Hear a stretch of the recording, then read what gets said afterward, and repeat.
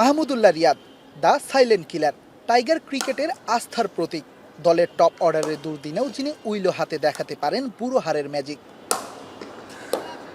সবশেষ 4 ওয়ানডেতে 450, ক্যারিবীয়দের বিপক্ষে 3টি, আফগানিস্তানের বিপক্ষে 2 রানে মিস হয়েছে সেঞ্চুরি।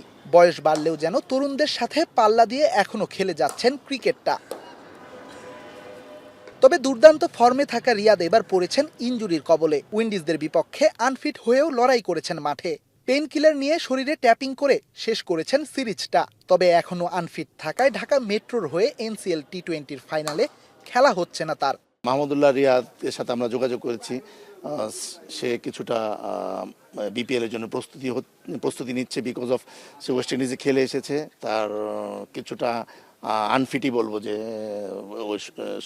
সুস্থ হওয়ার জন্য সে চেষ্টা করছে। সেজন্য বিপিএল এর রিয়াদের দল ফরচুন বরিশালের কোচের ভূমিকায় থাকা বাবুল মনে করেন দেশের ক্রিকেট ইতিহাসের সেরা ফিনিশারের তকমাটা শুধুই রিয়াদের।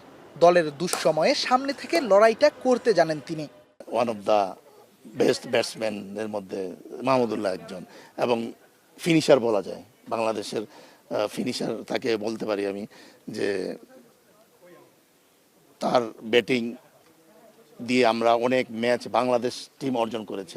তবে এনসিএল এর ফাইনালে রিয়াদকে অন্য ভূমিকায় চান ঢাকা মেট্রোর কোচ। দলে তার উপস্থিতিটাই যে বদলে দিতে পারে ড্রেসিং রুমের পরিবেশ। দর্শক হিসেবে, অ্যাডভাইজার হিসেবে আসতে পারে না? হ্যাঁ, আসতে পারে। আর মাহমুদুল্লাহ ফোন দিবেন? অবশ্যই ফোন দিব। রেদওয়ান শাওন, এখন সিলেট।